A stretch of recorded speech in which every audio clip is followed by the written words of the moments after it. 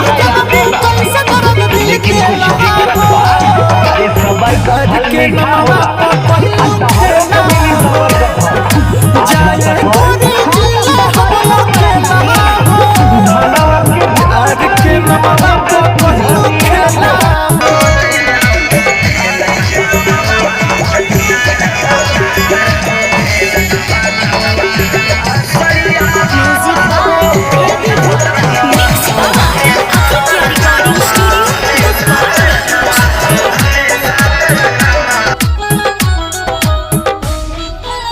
प्यार के मोर अपमानो हो कबहू नहीं माफ करब ये जानो हो कोइले बाड़ी प्यार के मोर अपमानो हो कबहू नहीं माफ करब ये जानो हो लागल बायो दिया।